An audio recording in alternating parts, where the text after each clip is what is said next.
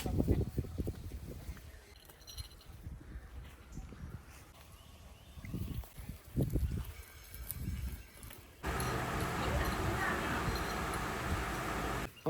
എൻ്റെ പേര് ബിനു തമ്പ എന്നാണ് എൻ്റെ പേര്. ഞാൻ കുറച്ച് വെള്ളയാടുകളെ വളർത്തുന്ന ഒരാളാണ്.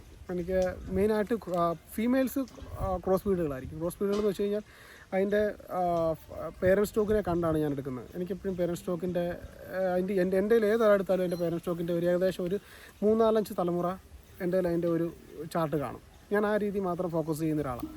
പിന്നെ ഫീമെയിൽസ് എൻ്റെ നിൽക്കുന്ന ഫീമെയിൽസ് എൻ്റെ നിൽക്കുന്ന ഒന്നെങ്കിൽ പ്യുവർ മലബാറിയിൽ നിന്ന് നമുക്ക് ഏതൊരു ബ്രീഡിനെ നമുക്ക് ഉണ്ടാക്കിയെടുക്കാൻ പറ്റും ക്രോസ് ചെയ്ത് കഴിഞ്ഞാൽ. പിന്നെ അതേപോലെ തന്നെ മെയിലിനെ നിർത്തുന്ന ഏതെങ്കിലും പ്യുവർ ബ്രീഡുകളെ മാത്രമേ നിർത്താറുള്ളൂ. എൻ്റെ നിൽക്കുന്ന മെയിൽ ഇതാണ് ഹൈദരാബാദി. അവൻ്റെ ബ്ലഡ് ലൈനും കാര്യങ്ങളും എല്ലാം നമുക്കറിയാവുന്നതാണ്. അപ്പോൾ ഈ ക്രോസ് ബ്രീഡ് ആടുകളോട് ഇത്ര ഒരു താല്പര്യം വരാനുള്ളത്? ക്രോസ് ബ്രീഡുകളെന്ന് വെച്ച് കഴിഞ്ഞാൽ പൊതുവേ ഇതിങ്ങൾക്ക് അസുഖങ്ങൾ കുറവാണ്. പിന്നെ പൊതുവേ ഇതുങ്ങൾ അത്യാവശ്യം കാണാൻ നല്ല ചന്തമായിരിക്കും. പിന്നെ ഹെവി സൈസായിരിക്കും. മറ്റുള്ളതിനെ അപേക്ഷിച്ച് നോക്കുകയാണെങ്കിൽ നല്ല സൈസായിരിക്കും. ഇതിൻ്റെ കുട്ടികളെന്ന് വെച്ച് കഴിഞ്ഞാൽ അത്യാവശ്യം സാധാരണക്കാർക്ക് മേടിക്കാൻ പറ്റും. നമ്മൾ ഈ ഹൈബ്രിഡുകളൊക്കെ മേടിച്ചു പോയി സാധാരണക്കാർക്കൊന്നും മേടിക്കാനൊന്നും പറ്റത്തില്ല. അപ്പോൾ ഞാൻ അതിൻ്റെ പേരൻറ്റ് സ്റ്റോക്കിനെ എടുക്കുമ്പോഴത്തേക്ക് മെയിലിനെ മാത്രം പ്യുവർ എടുക്കും. ഹൈദരാബാദി പ്യുവർ എന്ന് പറയാൻ പറ്റത്തില്ല. ഹൈദരാബാദി എന്ന് പറഞ്ഞ ക്രോസ് ബ്രീഡുകൾ ചേർന്ന് വരുന്ന. പക്ഷേ എങ്കിൽ പോലും ഹൈദരാബാദിയെ നല്ല ക്വാളിറ്റി ഉള്ളത് ഹൈദരാബാദി ഞാൻ പ്യുവർ എടുക്കും. അപ്പോൾ ഈ വെള്ളയോടാണ് ഇത്ര താല്പര്യം? എനിക്ക് വെള്ളയോടാണ് താല്പര്യം. അപ്പോൾ ഇവിടെ നിൽക്കുന്നത് അപ്പോൾ ഈ ഏതിൻ്റെയൊക്കെ ക്രോസ് ബ്രീഡുകളാണ്? എൻ്റെ നിൽക്കുന്ന സോജത്ത് JP ക്രോസ് ഉണ്ട്. അത് അത്യാവശ്യം അതിൻ്റെ ഒരു 3-4 തലമുറ എനിക്കറിയാവുന്ന. ഞാൻ അതിന് 2 കുട്ടികളെ എടുത്തുകൊണ്ട് വന്ന. പിന്നെ അതേപോലെ തന്നെ പ്യുവർ ഒരു മലബാർ നിൽപ്പുണ്ട്. അത് നിങ്ങൾക്ക് അത് വീഡിയോ കാണുമ്പോൾ മനസ്സിലാവും. അത് എത്ര മാസം ചനയാണ്? അതിപ്പം ഇവനുമായിട്ട് ക്രോസ് ചെയ്തതാണ്. ഹൈദരാബാദിയായിട്ട് ക്രോസ് ചെയ്തതാണ്. ഏകദേശം എനിക്കിപ്പം 3 മാസം ചനയായി. 3 മാസം ചനയായി. പിന്നുള്ളതെന്ന് പറഞ്ഞു കഴിഞ്ഞാൽ ഈ ഒരു സോജത്ത് ഹൈദരാബാദി ക്രോസ് ഉണ്ട്. അത് ഇതേപോലെ 2 മാസം ചനയാണ്. പിന്നെ ഒരു JP മലബാറി ക്രോസ് ഉണ്ട്. അത് ഏകദേശം 3 മാസം. അത് 3 മാസം ചനയായി. അത്യാവശ്യം നല്ല വളർച്ച കിട്ടുന്നുണ്ട്. ഈ വളർച്ച കിട്ടുന്നതുകൊണ്ടാണ് നമ്മൾ നിർത്തുന്നത്. പിന്നെ കാണാൻ നിങ്ങൾക്ക് നല്ല ഭംഗിയായിരിക്കും. അപ്പോൾ ഈ വെള്ളയാടുകളെ ഒരുപാട് പേര് ഇഷ്ടപ്പെടുന്നുണ്ട്. അപ്പോൾ നമ്മുടെ വീഡിയോ കണ്ടിട്ട് ആർക്കെങ്കിലും ഇപ്പോൾ ഈ വെള്ളയാടിനെ താല്പര്യപ്പെട്ട് വിളിച്ചാൽ കൊടുക്കാനായിട്ടുണ്ടാവുമല്ലോ? വിളിച്ചു കഴിഞ്ഞാൽ നമുക്ക് ഈ പറയുന്ന കൂട്ട് നമ്മൾ ഈ പറയുന്ന പ്യുവർ ബ്രീഡുകളുടെ വിലയൊന്നും മേടിക്കുന്നില്ല. പക്ഷേ മേടിക്കുന്ന ഇത്രയും നാളും വളർത്തിയ കർഷകന് മാന്യമായ വില കിട്ടുകയാണെങ്കിൽ നമ്മൾ കൊടുക്കും. പിന്നെ വിളിക്കുന്നവർ പ്രത്യേകം ശ്രദ്ധിക്കുക, സമയം പോകാനായിട്ട് വിളിക്കാതിരിക്കുക. എനിക്ക് അതിനുള്ള സമയം താല്പര്യമുള്ളവർ മാത്രം വിളിക്കുക. അത്യാവശ്യം വിലയാകും. വളർത്തൽ ലാഭകരമാണോ?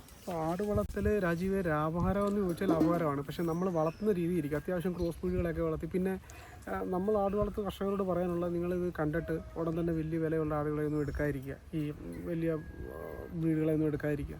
നമ്മളെപ്പോഴും ക്രോസ് ബ്രീഡുകളെ അല്ലെങ്കിൽ മലബാറിയെ വളർത്തുക.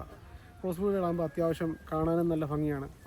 നല്ല അത്യാവശ്യം കുഴപ്പമില്ലാത്ത വിലയും കിട്ടും. നമുക്ക് നല്ല തൂക്കവും അത്യാവശ്യം പാലും കിട്ടും. കുഴപ്പമൊന്നുമില്ല. പിന്നെ നിങ്ങൾക്ക് മെയിലിനെ നിർത്തണമെന്നുണ്ടെങ്കിൽ ഏതെങ്കിലും പ്യുവർ ബ്രീഡുകൾ നിർത്തുക. ബീറ്റലാണെങ്കിലും ഞാൻ നിർത്തിയ പോലെ ഹൈദരാബാദി പ്യുവർ ബ്രീഡാണ്. ഇപ്പോൾ അതേ കൂട്ട് മെയിലിനെ നിർത്തണമെങ്കിൽ പ്യുവർ ബ്രീഡ് നിർത്തുക. ബാക്കി എല്ലാത്തിനും നിങ്ങൾ ക്രോസ് ബ്രീഡ് നിർത്തുക. ഞാൻ പക്ഷേ ഇത് നിർത്തിയേക്കുന്ന എൻ്റെ ഫീമെയിൽസിലെ ഒരേ ഒരു ബീറ്റൽ മാത്രമേ ഉള്ളൂ ഞാൻ നിർത്തി. അത് നിർത്തിയതെന്ന് വെച്ചാൽ വേറെ ഒന്നുമല്ല, എനിക്ക് അതിൻ്റെ ഒരു ക്രോസ് ബ്രീഡിൽ ഉണ്ടാക്കിയെടുക്കാൻ വേണ്ടി ഞാൻ നിർത്തിയതാണ്. ബീറ്റൽ നിൽക്കുന്നത് വൈറ്റ് ബീറ്റൽ. അതിൻ്റെ പേരൻറ്റ് സ്റ്റോക്കിന് എനിക്ക് അത്യാവശ്യം അറിയാവുന്നതുകൊണ്ടും ഞാൻ അതിനെ പോയി എടുത്തു. ഞാൻ എടുത്തുകൊണ്ട് വന്ന ഉദ്ദേശം എന്ന് വെച്ചാൽ ഇത് രണ്ടും ഒരു പ്രായമാണ്.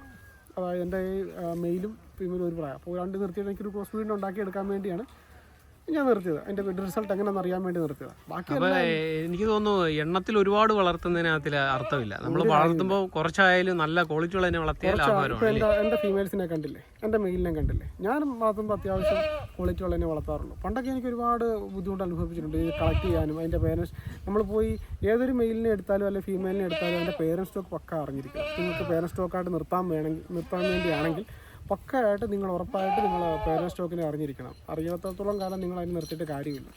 അത് വളർന്നു വരുമ്പോൾ പിന്നെ അല്ലാണ്ട് തള്ളയുടെയും ക്വാളിറ്റിയിലോട്ട് പോകും. ഇപ്പോൾ എൻ്റെ അടുക്കൽ ഒരാൾ വന്നു കഴിഞ്ഞ് കുട്ടിയെ എടുക്കുവാണെങ്കിൽ എനിക്ക് തീർച്ചയായിട്ടും കാണിക്കാൻ പറ്റും എൻ്റെ മെയിൽ ഇതാണ്, എൻ്റെ ഫീമെയിൽ ഇതാണ്. എൻ്റെ വേണമെങ്കിൽ അതിൻ്റെ തലമുറ 2-3 തലമുറ വേണമെങ്കിലും ഞാൻ കാണിക്കാൻ പറ്റും. എൻ്റെ ലാബിനകത്ത് എല്ലാം സ്റ്റോക്കാണ്.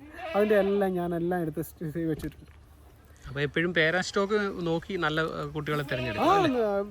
എപ്പോഴാണെങ്കിലും നമ്മൾ തിരഞ്ഞെടുക്കുമ്പോഴത്തേക്ക് പേരൻറ്റ് സ്റ്റോക്ക് നോക്കുക.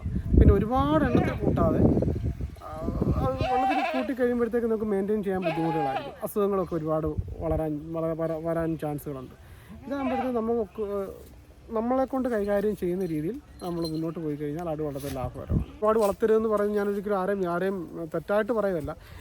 എൻ്റെ ഒരു കാഴ്ചപ്പാടിൽ നമ്മൾ ഒരുപാട് ഈ പേരൻറ്റ് സ്റ്റോക്കിന് അല്ലെങ്കിൽ എണ്ണത്തിൽ കൂട്ടുമ്പം അതിന് മാസം തീറ്റയ്ക്ക് തന്നെ നല്ല ചിലവാകും. അപ്പോൾ നമ്മളൊരു സാധാരണക്കാരാകുമ്പോഴത്തേക്ക് ഇത്രയും രൂപ കോസ്റ്റ് ആകുമ്പോഴത്തേക്ക് നമ്മൾ സ്വാഭാവികമായിട്ട് നമുക്കൊരു മടിപ്പുണ്ടാകും. പക്ഷേ അതിനേക്കാൾ ഉപരി നമ്മൾ 1-2 ഇതിനെ വളർത്തി ആ ഒരു മെയിൻ്റെനൻസ്, അതിൻ്റെ ബ്രീഡിങ്ങിൻ്റെ ഒരു മെയിൻ്റെനൻസ് കീപ്പ് ചെയ്യുകയാണെങ്കിൽ നമുക്ക് കിട്ടുന്ന വരുമാനത്തിൽ നിന്ന് ഒരു നിശ്ചിത ഒരു കാൽഭാഗം ഒരു ശതമാനം പോലും ആകത്തില്ല ഇതെനിക്ക് തീറ്റി മേടിക്കാൻ വേണ്ടി. അപ്പോൾ ആ രീതി മുന്നോട്ട് പോയി കഴിഞ്ഞാൽ ആട് വളർത്തൽ ലാഭകരമാണ്. പിന്നെ വലിയ രീതിയിൽ വളർത്തുന്നവർക്ക് വേറെ ഇതായിട്ട് മാത്രം മുന്നോട്ട് കൊണ്ടുപോകുക എന്ന് പറഞ്ഞു കഴിഞ്ഞാൽ ബുദ്ധിമുട്ടായിട്ടുള്ള കാര്യങ്ങൾ തന്നെയാണ്. അപ്പോൾ ഞാനതുകൊണ്ട് പറഞ്ഞതാണ്, എൻ്റെ അഭിപ്രായം പറഞ്ഞതാണ്.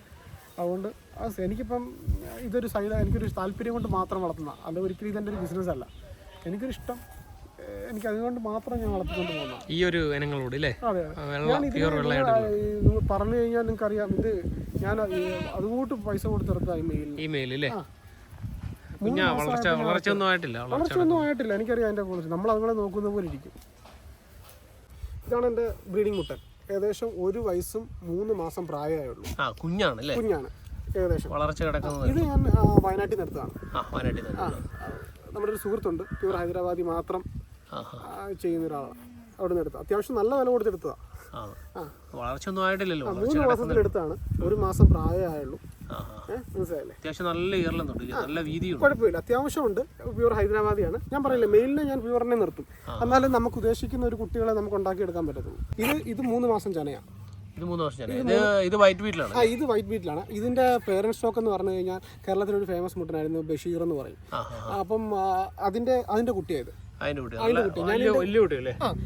കടിഞ്ഞൂല് ക്രോസ് ചെയ്ത് ഞാൻ നിർത്തിയെന്ന് വെച്ച് കഴിഞ്ഞാൽ എനിക്ക് ക്രോസ് ബ്രീഡുകളെ കിട്ടാൻ വേണ്ടി എനിക്ക് ഇതിന്റെ ഹൈദരാബാദിയോട്ടാണ് ക്രോസ് ചെയ്തേക്കുന്നത്. നമ്മുടെ മെയിലുമായിട്ട് തന്നെ ക്രോസ് ചെയ്തേക്കുക.